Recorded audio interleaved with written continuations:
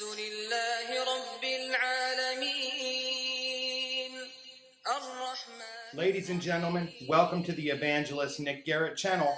You can check us out at evangelistnickgarrett.com. If you're in need of prayer today, I offer you my prayers. If, like all of us, you're struggling with something today and you have prayed, remember, God is preparing you for precisely what you asked for. For those of you that need God but are skeptical, I simply say today, hey, all I'm asking you to do is say, God, if you're really there, please reveal yourself to me. That's not that hard, and if it means a life of happiness and filling that hole we all have inside of us, it's well worth it. So today, what I have for us, very interesting. Last week we put out a video on the 70 original Christians. We did research and found that we could name and identify the 12 apostles, the first 7 deacons, and the first 70 Christians, many of whom went on to be leaders in the church. Perhaps we should say 70 Christian leaders. They went on to be bishops. Well, as I was doing that project and we were putting push pins and all these different city names, I kept having this reoccurring thought. Oh, well, that's one of the towns they took back during the First Crusade, about 1,000 years later, the First Crusade. And then it dawned on me that there's something here that has to be talked about. And it's both theological and epistemological. The theology is this. In modern parlance, the Crusades have been apologized for by the Western Church, and they are chalked up to Western greed and imperialism, attacking the peace-loving people of the world and forcing Christianity down their throat. That's kind of the premise, right? But that's not what I found. And as you'll hear, the fact that the very cities that were settled by Christians within 20 years after Christ's death were in fact Christian cities during the 600s when they were taken by Muhammad and a newly emergent Islam. One thing I won't do is badmouth Islam, and I'll tell you why. To have a channel, in my mind, is a big responsibility. And you can go find channels everywhere that will give you the same old Islam bad guys. Do we have the truth in Christianity? Yes, we do. Therefore, remember, truth first Christianity. We shouldn't be afraid to turn over every rock. We don't have to be mean while doing it. Let me give you the intellectual reason I feel that I want to change the tone about how Muslims are approached in our discussions as well. I read this book called Islam and the Arab World. This one written by Bernard Lewis, a very old book. I read the 4th edition of The History of the Jews by Abram Leon Sakar. I've read Ornament of the World by Rosa Maria Menachol, God rest her soul. And I got to tell you, those books left me wanting. There was a bias in all of them. Every single one was clearly kind of bought into the mythological things we hear about how bad Muhammad was. It's all war, it's all against children, and you know, some of these things were true and cultural, but many of them were essentially propaganda, and they're still used today to make us feel afraid, and I'll get to that point in a minute. The one I read by Jacques Jamet, called The Bible and the Quran, this one has really opened my eyes. It's an objective and academic look that compares the two. And when you read it that way, it gives you the context. You can get rid of the thoughts that say, oh, well, Muhammad did this or that. And you can say, oh, okay, well, now I understand the region he lived in, his motives, what his family life was like. And that all fills in the blanks. Now that that rant is aside, I want to talk about the beginning of the First Crusade in the context of the 70 and in the context of what I just told you, our modern view of Islam and our modern view of how the church acted during the Crusades. There's something you need to know. Islam formed in Arabia. Arabia is down here. It was very small at first. It's broken into the Mecca period from about 610 to 622, and then the Medina period. During that time, Muhammad's band of followers grew. He is identified as a prophet, a last prophet. They assimilate scraps of information, according to Abram Leon Sakar, from Christian and Jewish caravans. They live along the Syrian caravan routes. And it starts here. Within 100 years, this happens in the 600s, right? Christianity, these cities founded during the first 200 or 300 years. 600s AD, within 100 years, Islam expands militarily, primarily. But let me tell you why. It wasn't, we're going to go subjugate them, put our foot on them, and make them become Muslims. That's the contemporary view that we all have. Let me read you something interesting, though. The problem, first of all, is to ensure the victory of the oneness of God over paganism. That's number one. Muslim, they are heading out for this reason, to ensure the victory of the oneness of God over paganism.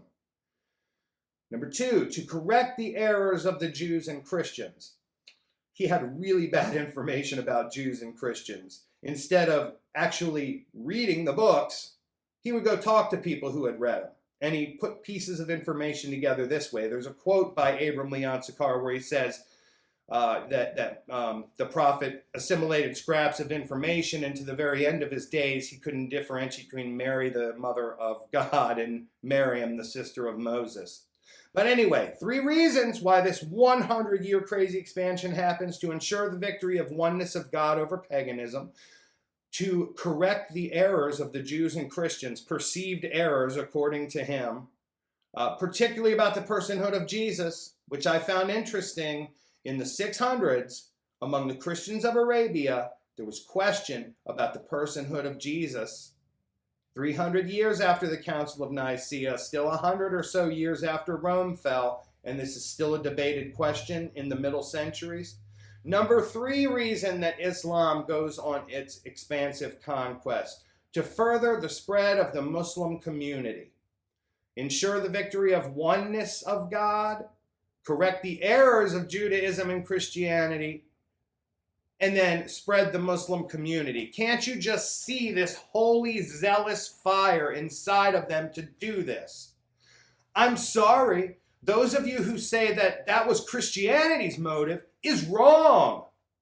It initially spread by words, and I'm going to tell you how they went on the First Crusade very briefly. Islam expands out of Arabia. First, they take all the cities in the Middle East, all of them. Jerusalem, Damascus, Antioch, Anatolia, the whole region, Edessa, Samosata, Troas, Thessalonica, Philippi, Delphi, you name it, from here, all along North Africa, and in the 730s into Europe via Spain. King Wittisa there died. His grandson, King Roderick, took over, and one of his courtiers, Julian, kind of sold him out to the Muslims. But then eventually the spread of Islam was halted on the door to Western Europe. Charles the Hammer Martel, Charlemagne. Europe has somebody that can stop them. Then the strength and nation statehood of Europe begins to grow. The political nature of a Christian Catholic papacy begins to grow. But then at the end of the 1000s, the church is still split in two, East and West. At the end of the 1000s, Alexios I Comnenus, the emperor of the Empire, Byzantine, Constantinople, Alexios I Comnenus sends 2 emissaries to the council at Piacenza held by Pope Urban II in the West. Why do you suppose that these enemies would send emissaries to talk to their equal in the West? Because he's going to tell them, we need your help. Every Christian city has now officially fallen. And I am in Byzantium, Constantinople. I am in Constantinople, and all I have to do is look across this body of water called the Bosporus, and I can see the Seljuk Turks, the Muslims, and they are coming. They couldn't make their way in the West. They continued to expand, and eventually knocked on the door of Europe by the East. So Pope Urban II thinks about this. He agrees. He thinks about what he's going to say, rides around France for a month or so, and he ends up at the Council of Clermont to make this announcement. And he says, our friends in the East are in danger. They have been defeated in many battles, that now war has to be raised to a higher ideal. This is a war for the very soul of the world. We must restore the Christian lands that were taken by spreading the gospel during the first years of Christianity. Find me a history that says Paul and his people kicked down the town gate in Thessalonica and went in with a military and made them believe Christianity. It doesn't exist. Christianity spread because it was the truth by peaceful means with words. Has it been used during imperial eras to subjugate people? Yes, but this is in a different time. Imperialism in the West is a very new history. We're talking a long time ago with this stuff. So the 70 Christians we found and put in that last video ended up going to the cities that the Holy Land Crusaders would take back on their way to Jerusalem, which they eventually took back as well and held for a long time. Now, a discussion for another day, the other Crusades. The Christians weren't in the right on all of them. And strangely, by the end, the Crusades ended up being more about establishing good economic, trade, and diplomatic relationships and less about fighting each other. Anyway, I hope this was a little bit informative. We're going to learn more about Islam. I think we have to be able to understand it so that when we speak to others and evangelize, we can speak with academic surety and not these myths that are in the fear-based catalog of Islam bad, you can't, no, right? You can't be closed down by fear, right? Don't buy the meme in your head. They were people just like we're people. If we're capable of it, they're capable of it. If we have done it, they have done it. And that means both good and bad. Are they capable of evil? Yes. Are they capable of taking care of their wife and kids and being your neighbor and watching out for each other? Yes. Anyway, ladies and gentlemen, I would appreciate it if you are so inclined to offer a small tithe to our narrative apologetics ministry. Costs involve our maintaining website and social media presence, domain, materials for projects. In fact, on one of the platforms, I'm going to start showing off some of the various things we've purchased that have allowed us to learn all this material. The PayPal is in the video description. We also have Cashapp and Venmo. And I'm not pressed. I know the view about ministry and people in ministry getting money.